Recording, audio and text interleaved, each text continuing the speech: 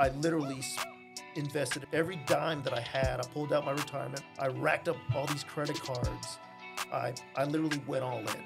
I'm not, some millionaire that doesn't have to work. I still got to get up. And sometimes I do struggle. I'm human, and I spread myself out thin, and I do struggle.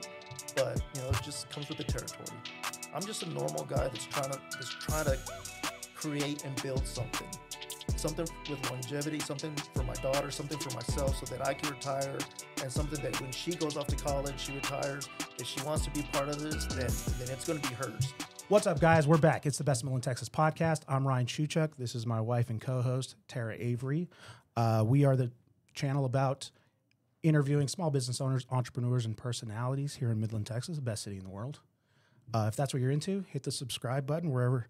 What do the kids do? The subscribe's down there. Bell, hit the notification, all that stuff. You know how it works. You know how it works. You definitely know how it works. Today, we have an entrepreneur. We have the entrepreneur, as far as I'm concerned. Mark Marquez, well-known entrepreneur here in Midland, Texas, co-founder of Black Quail Apparel, Basin Brunch, Leyenda Coffee and Tequila Bar, which is not even out yet. This is exclusive as far as I'm concerned. And probably 50 other businesses. Who knows? We're going to find out. Extensive experience in starting and running successful ventures. Mark's here today to talk about his business and marketing background and just what it takes to become a successful entrepreneur in a variety of industries. So, Mark, we really appreciate you being here today. Yeah, thank you guys for having me. Thanks a lot for making time. I know we've been trying to go back and forth with scheduling. I know you're so busy. But listen, we're going to just jump right into it. So if I'm an Uber driver and you've called me and you're jumping into my car and I ask you, hey, what do you do? What's your answer there? I'll tell them first thing, let's take the long route. Yeah. Okay. Because I'm a little bit all over the place. I tend to spread myself thin. The main thing that I do right now is I have a small oil and gas supply business with a silent partner, and we supply consumable supplies, valves, fittings, and whatnot. Just anything that we can get our hands on and sell it to the customer. And I'm actually our delivery guy. Oh, wow. I'm blue collar. I don't mind working. I have trash trailers. I go to the landfill. I take my daughter with me to the landfill. She's sitting on the side. She's been there. I don't mind it. I don't mind work, and it's not all roses. So I still work hard. Still trying to make the dream happen. So. That's the main bulk of it is hydro supply. That's what I do with, we got a great salesman, and he has no business delivering stuff. I want him to sell, and he does a great job. Sure. So I said, you know what, let me do it until we can get someone full time to do it, and I enjoy it. Nice. So what's your background? So you said oil and gas. Like, have you always been in oil and gas? No, I've been doing that for the last 4 years. Previously, about 20 years. I was in the adult beverage industry. I worked for a beer distributor here in town. Worked there for about 10, 11 years. They were the Miller Coors distributor, so I did that while I was going to college. And as soon as I graduated, moved up to management, and I delivered kegs. And I worked practically every position there, and I really enjoyed it. Those original owners sold it to glaziers, and about a year later, they started a project in San Antonio. It was a Rebecca Creek distillery, and they brought me on board, helped them kick off that brand, worked on distribution in Texas, New Mexico, Colorado. How did Black Quail Apparel come about? I started that project back in 2004. Oh, wow. And then I realized that I didn't have enough money to do it. So me and my buddies would get together and talk about it, and we can do this, we can do that. And finally, at my house one Saturday, a very good friend of mine, Junior Galvan, we're in the backyard drinking, and we drank about a 30-pack of beer. And he finally told me straight up, Mark, I'm tired of you talking about it. That's all you do. We get together, we start drinking, and you talk about it. I'm tired of it. Like, if you're going to do it, I'll partner up with you, and we'll do it. I said, all right, done. So that following Monday, I said, I said, boom, boom, boom. I have these contacts. This and that is going to cost this. It's going to cost that.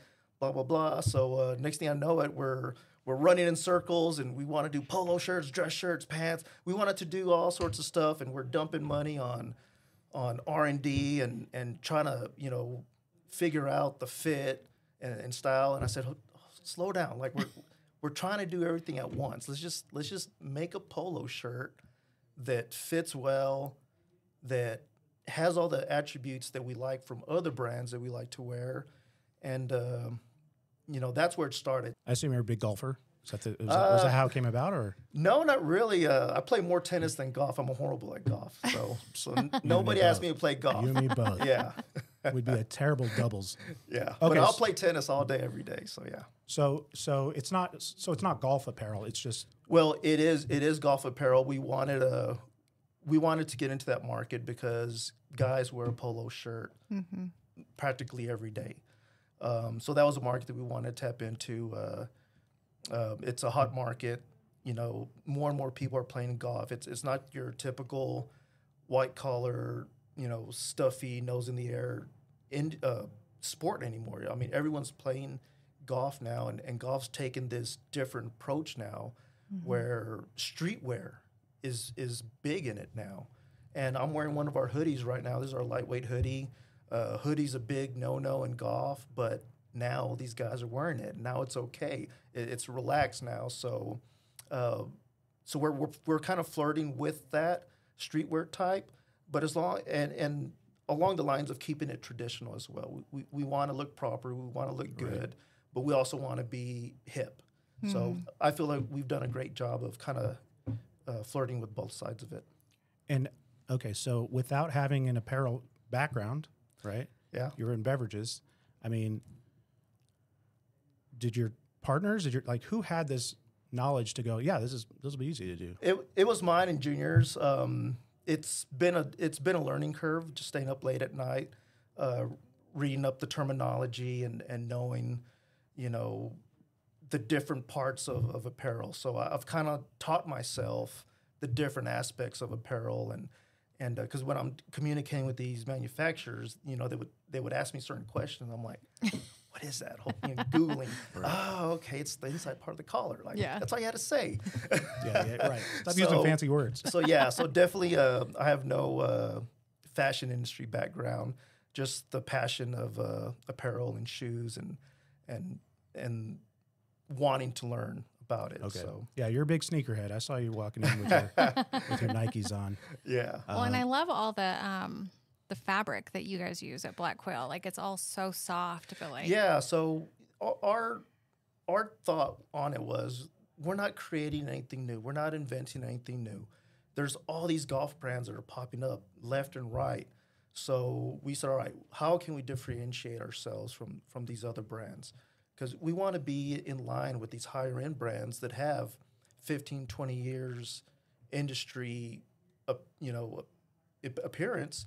So fabrics, it comes down to fabrics and the wear and the way it feels on your body. And sometimes you get a fabric that feels awesome in your hand.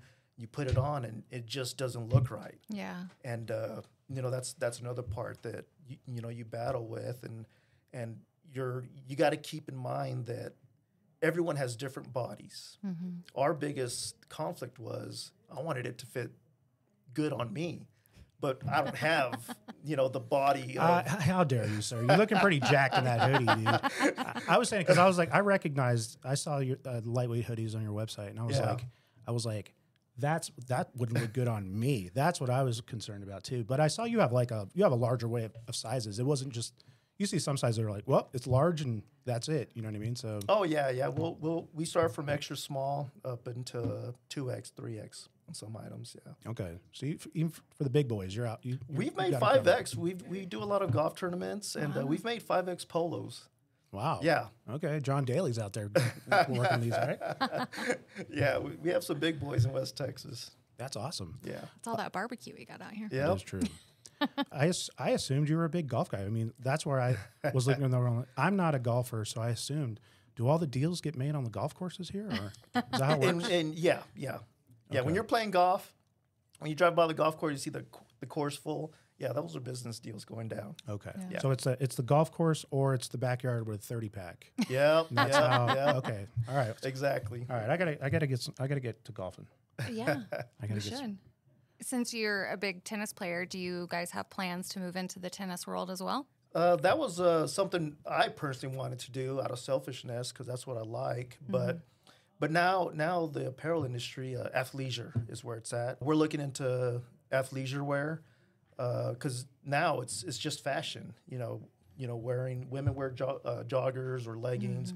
Guys are wearing joggers, slimmer fitting jeans, hoodies, and technical fabrics. So that's something that I've been wanting us to do for a while, and hopefully we get to that point this year and to launch that because that will appeal to if you're working on the gym, playing tennis, running, any sport. So that's what I would want us to do. Okay. Or if you're like me, and I wear leggings. Hey, you gotta look Every the part. day. Yeah, To look the dinner? part. Yeah, that's fine. Yeah. So would that be? Are you looking to put that under the same brand or a different? Same brand, Okay. same brand's the plan. Yeah. That's business one, right? Well, Well, two. okay. So Yeah. that's my question, I guess. Like, so the oil and gas job is that's your bread and butter. That gave you the opportunity to sort of like flex and sort of. Yeah, it's about what year was it? Like 2018. Yeah, 2018. It was quite challenging, and it still is. It still is for me. I'm not out of the woodworks, and I've been blessed to have partners that trust in me and want to do other business ventures because it does take a lot of money and it takes a lot of capital, and we'll touch on these other projects soon because it does take financial investment on that. So, like I said, I'm very blessed that I've had these partners, part of my life to help make that happen. And they can just they can either open doors that you didn't know were even there possibly, or just from an ideas perspective, right? Because we saw at a local market market or Low Street Market here, you guys have this like massive trailer that like opens up like Transformers and it's a whole shop inside, right? Yeah. And you take those to tours, right? Yeah. We custom built that trailer. I sketched it out on paper and on my computer, and I had our marketing team do a 3D rendering, and we had it built in Illinois and had it hot shot down here, and it's matte black. I love black. Matte black's just I'm a huge the logo is amazing. Like all the aesthetic, it's fantastic. For somebody that's in branding, I'm like, yeah. So dialed in. for me, a few years ago, well, gosh, it's been 5 years now, Yeah. 5-6 years. Old English was becoming a hot font being used in the apparel industry, and when you think Old English, people think like, oh, that's kind of like gangsterish or anything. I'm like, no. And I had a few friends who were like, because I'm originally from Pecos, and they're like, oh, that's Pecos, East Side Pecos Mark. I said, no, I'm telling you, Old English, it's hot. It's a font. It's hot. People are going to start using it. And sure enough, so that's what our logo is. It's a lowercase b and a lowercase q in Old English that our marketing guys absolutely nailed for us. We explained to them what we wanted, what we were looking for. Because first we wanted a bird, a quail, but it looked like the American Eagle logo, and it looked like a chicken, and we're like, we can't do this. We can't do this. So kind of going back to what Nike did, Nike created that swoosh logo that everyone recognizes. right. And it's cohesive. You can put it in any sort of like situation, and it works. And you know what it is. Right. You know what that is, and that's branding. 101. Yeah. And I'm a firm believer of that. So for me, everything that we've done, everything that I'm a part of, the logo has to be spot on. You got to look like a big brand because that's the ultimate goal, right? Build something so that you can be a big brand or another big brand will come in and want to buy you because you look the part. And hopefully you are the part. Yeah, you look like you put the effort in for sure. Yeah. You've filled all the potential holes in the bucket. Yeah. Next business I want to get into is Basin Brunch. So explain, what is Basin Brunch? So Basin Brunch, another good friend of mine, JD Granado, he was going to UTEP. We didn't know each other then. So I was working for Rebecca Creek, and I'd work in El Paso, and I was told about this brunch party, and I said, all right, So I look it up, and they asked me to sponsor it on the vodka, on Enchanted Rock vodka, and I said, all right, if I sponsor it, how much do you want, and what do we get out of it? Well, boom, boom, boom, boom. Number one, they wanted way too much money. I said, $5,000 for a Sunday?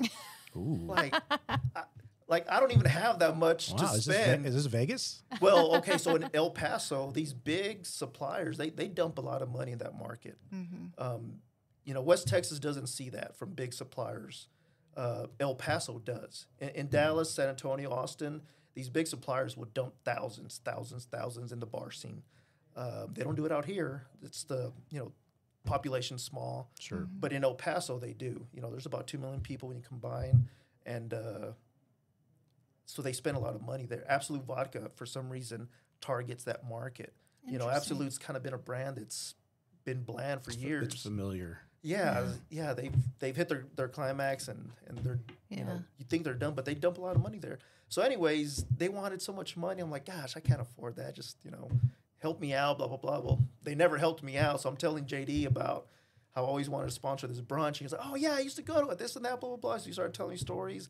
And I said, yeah, well, I remember it was at a restaurant, and they all of a sudden they get a tent, and the next thing you know it, they're shutting down the street, and now it's just a full-blown day party that's nuts, and it's on a Sunday, and it's called the Morning After Brunch. It's once a month on a Sunday.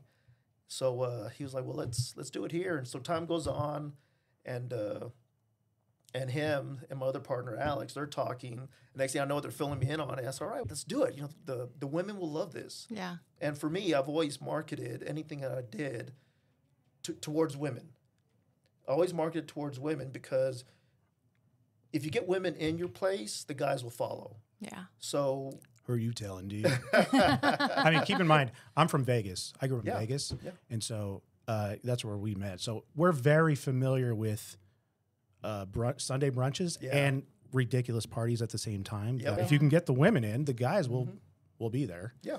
So. We were able to go to the first one, and food, drink, service, everything was fantastic. But that artwork and the music, the social media, the push was definitely that. You could tell.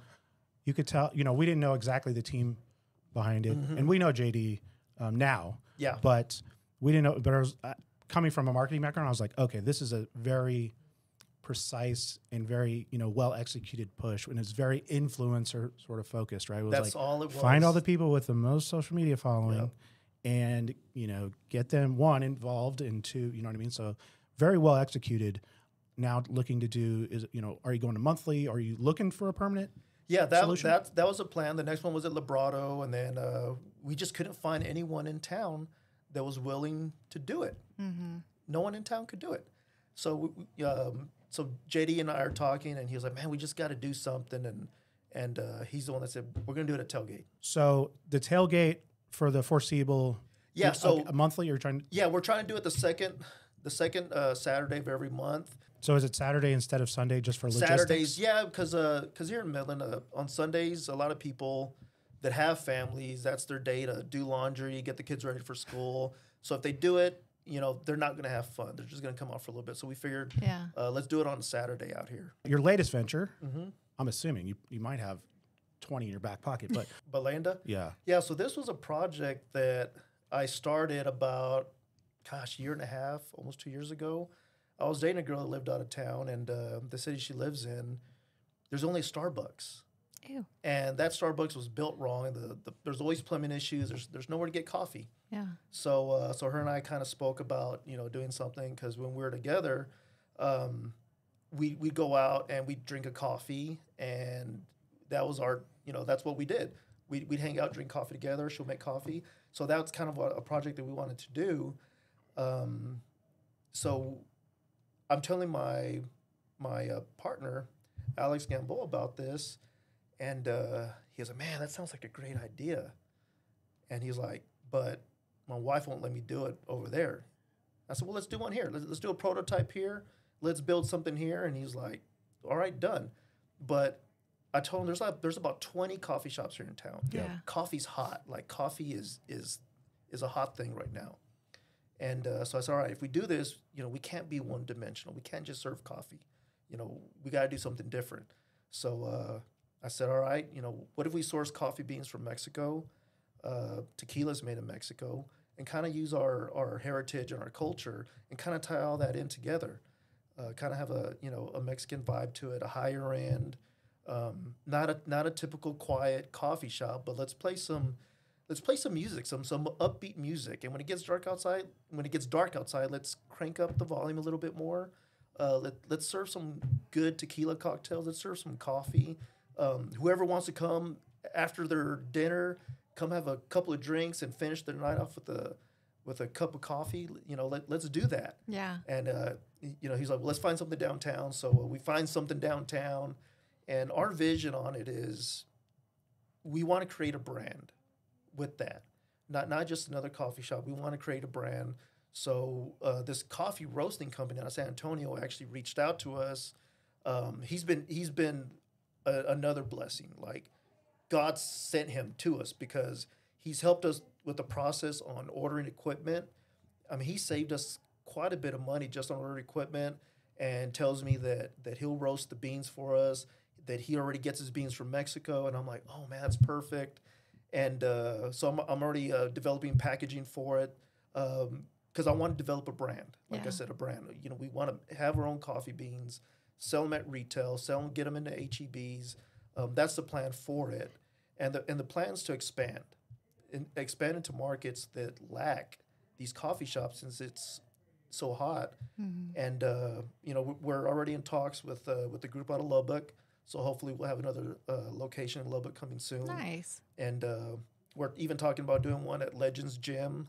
I'm actually meeting with Nathan, the owner there. Mm-hmm. Nice. We're talking about doing a shake bar and a coffee bar there. So that might be just a small stationary thing. So back to wanting it to be a brand. So that's the vision for it, and I think we're headed in the right direction with it. I looked at your zoning application online because I do my research here, the best of Midland, Texas. Yeah. And when I saw alcohol like zoning or whatever consumption, it was like 7 a.m. to 2 a.m. I was like, oh, this is gonna be a late night. It's not gonna just be like, oh, we're shut down after the morning rush, right? Because I was like, how do you merge coffee and tequila? I'm sure you can do it, but. So you're looking at it like it's almost like, yes, the coffee crowd in the morning probably got on their laptops and doing stuff, and then night it's like like live. You're gonna have live music, DJs. Yeah, we'll probably do some DJs here and there. We'll have food. It'll be shareable style, simple menu, but unique. We want something different. We want to open up the people's palates here in town. Yeah. So we're working with the chef. He lives in Andrews, so we're working with the chef there that's helping us create that.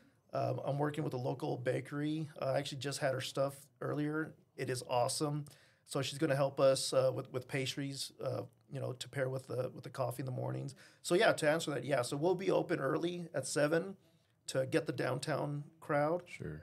During lunch, and then catch some dinner crowd. Because I think Starbucks closes around 10:30, and I forget what time. I think Black Rifle like at 9. So our plan is not to stay open till 2, maybe 12. Yeah. But we're asking for that in the event we have an event. Yeah. Then we can stay open. That makes a lot of sense. Yeah. So how do I apply to be a DJ? Well, I think you already did. I think that's a bold statement there, Tara. Yeah. I mean, we're working on it. You've never DJ'd. That's not true. Oh, okay. Learn new things about your wife every day. And the car counts.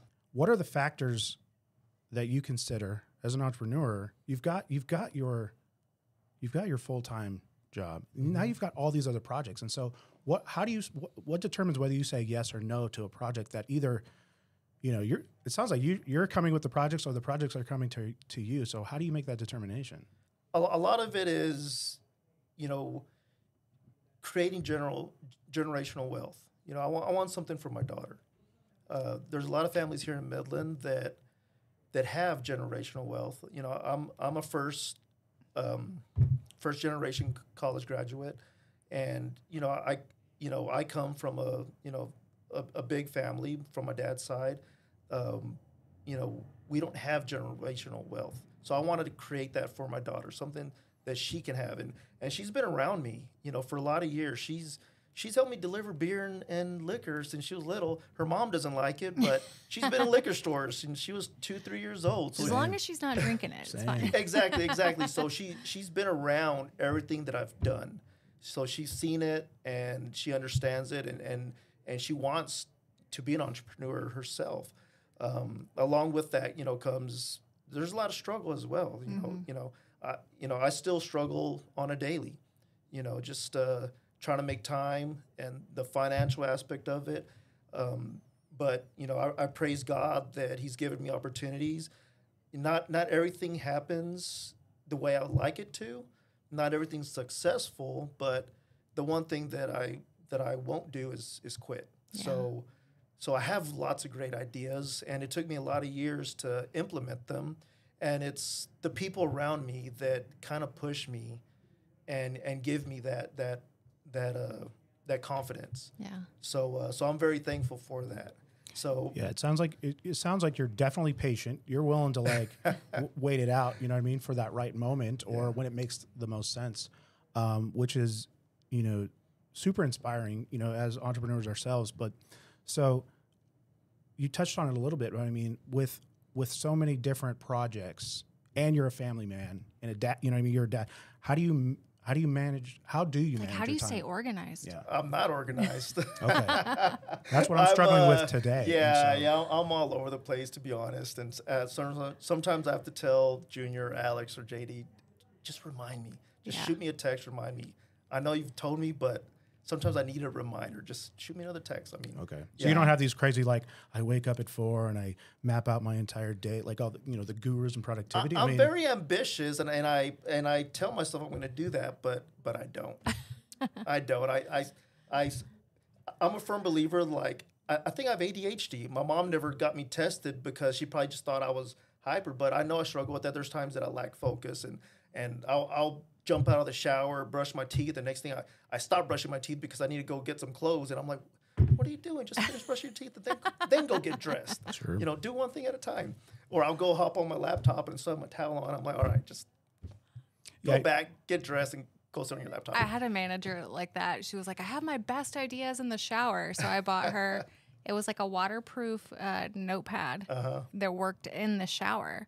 So that when she was in there washing her hair, she could just write it down. She was like, this is the best thing ever. I'm like, well, now you don't have to hop out with shampoo running down your face. Yeah.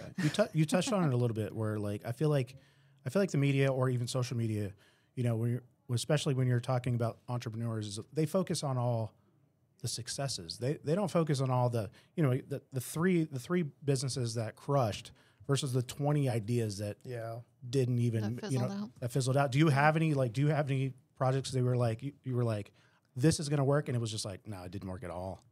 No, not projects that I've moved forward with. But, within these projects, like on the apparel side, there's been a lot of stuff that didn't work or isn't working. So especially when you have multiple partners involved, because everyone has different personalities, everyone has different styles and takes.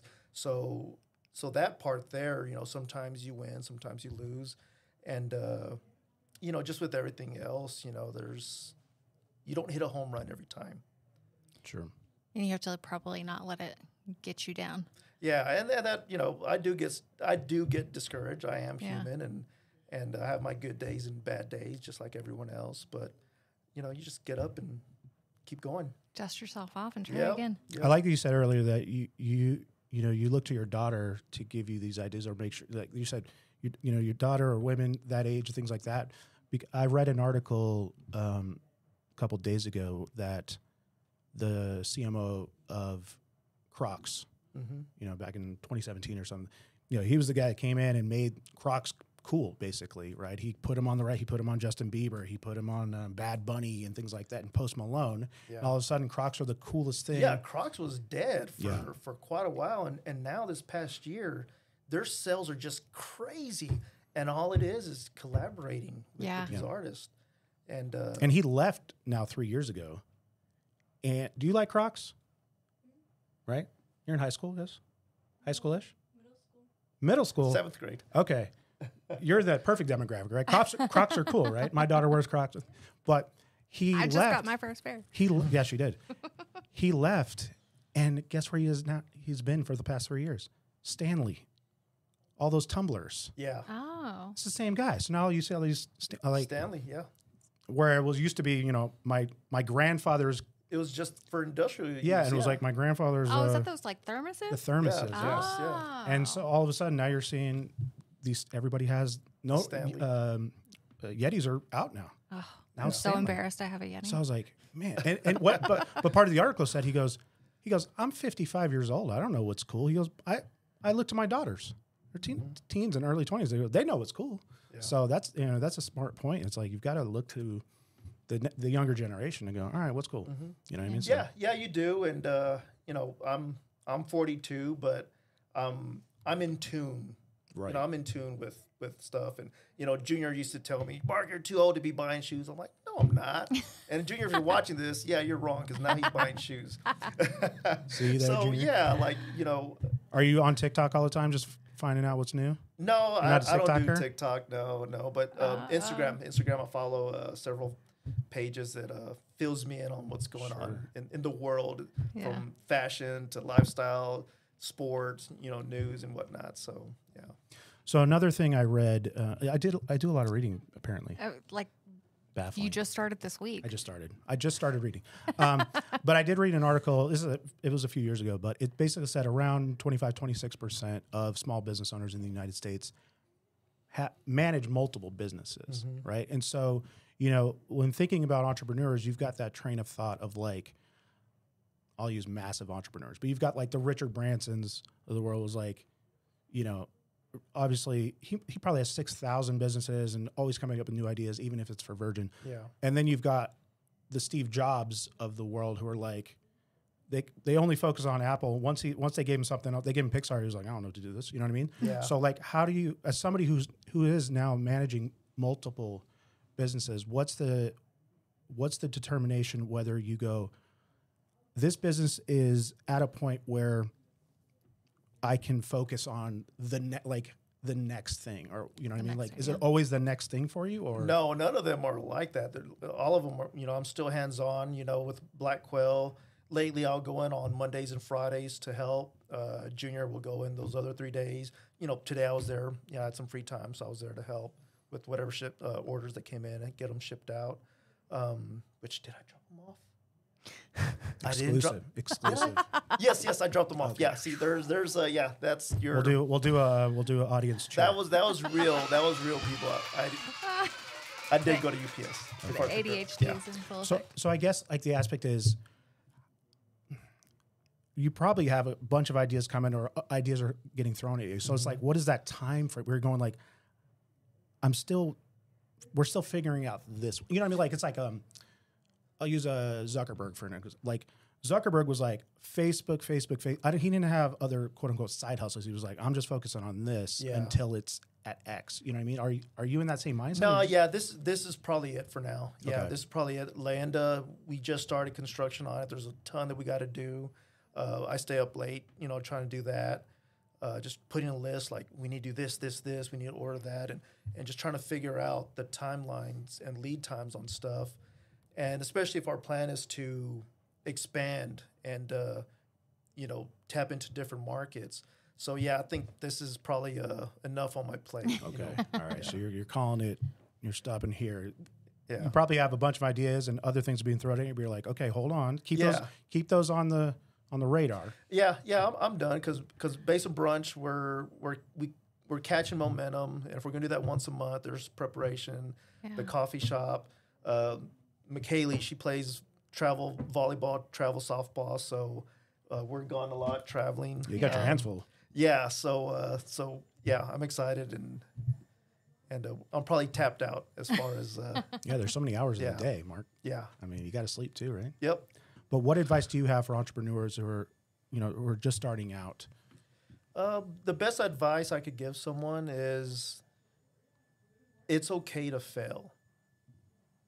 It's okay not to have all your ducks in a row. It's okay. You know, don't get discouraged. You know, what's that saying that Michael Jordan said? You miss 100% of the shots you don't take. Mm-hmm. Like, I think about that and I was hesitant for a lot of years. Just being insecure, self-doubt. Sure, not everything's going to work, but you don't know until you try. So, if you're 20 years old, try it. What's the worst that's going to happen? Yeah. If you fail, then you know what? Try something else. What about though the investment side, the financial side? Like where does somebody look? That's challenging. So, when we started Black Quail, I had just started working for myself. Started the oil and gas. I bought a couple of pickups, a pressure washer. I was doing a little bit of roustabout, and then we started the apparel. I literally invested every dime that I had. I pulled out my retirement from the distributor. I racked up all these credit cards. I literally went all in. Yeah. And I'm still paying for that stuff. And that goes part of my, the financial side of it. I'm not, some millionaire that doesn't have to work. I still got to get up. I still have to pay, whatever utilities, whatever responsibilities I have. Yeah. And sometimes I do struggle. I'm human, and I spread myself out thin, and I do struggle, but, it just comes with the territory. Just got to have faith. Yeah.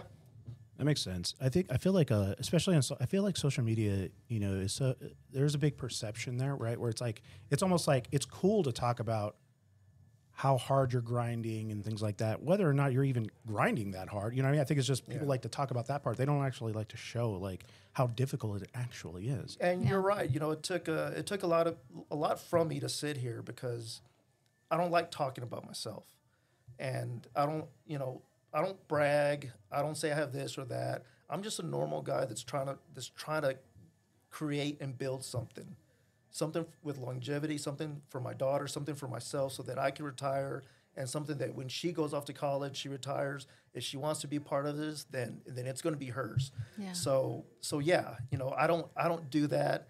There's a lot of people that like to hear themselves talk. I don't. But, sometimes it's okay. And I don't know if I give the misconception that I'm some millionaire or something, but I'm not. I'm just a regular guy trying to. Yeah.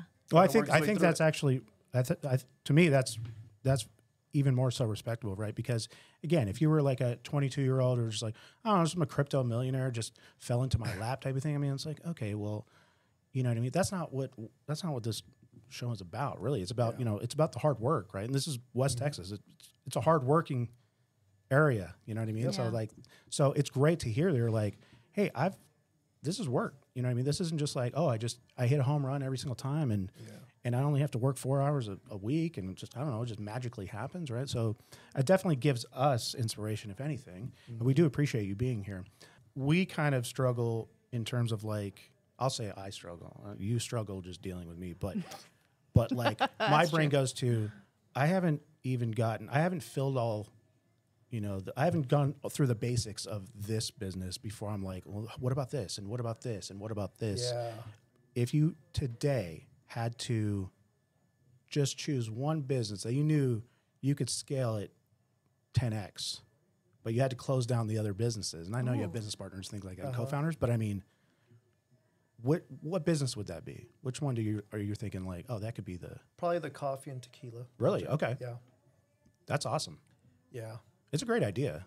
Yeah, there's just because of the coffee shops. There's a lot of coffee shops out in the U.S., and a lot of them sell coffee and some beer and wine, but not a lot of them sell mixed beverage. Yeah. There's more popping up now, but definitely out here in West Texas, no one does that out here in West Texas. So Yeah. So especially we hit markets that need that versus going to these larger markets that are saturated with all that. So you mentioned Starbucks, you mentioned Black Rifle, and when I think of those two here in town versus some of the others, I mean, what is your take on this? I feel like maybe it's just a Midland thing, but drive-through versus no drive-through. I feel like this town is like, I will pass a dozen coffee shops on the way to a drive-through. You know what I mean? What is your take? How do you get people out of their cars and into? Yeah, so I think about that, and we spoke about that, the fact that we don't have a drive-through, but the whole business model to it's different than a drive-through. You know, we want people to come in. We want you to enjoy the atmosphere that we have in there. We will offer, we're going to try to see if the city will allow us to do some sort of curbside pickup. Nice. Because, yes, you're right. You know, people just want to grab their coffee and get to the office. The drive-through lines here in town they're crazy. Are crazy. Yeah. People are like, wild.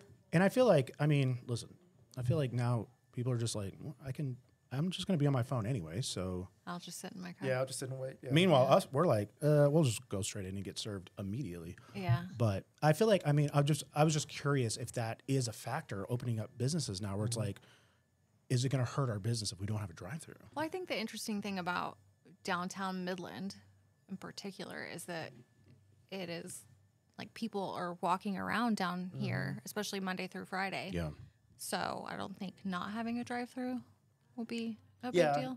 Yeah, in this area, I don't think so. But would we want to drive through? Yeah. We, you know, if we build another one, if there's opportunity, we'll take that corner suite. That way we could put a drive-through in it. Yeah. Can I get tequila to go?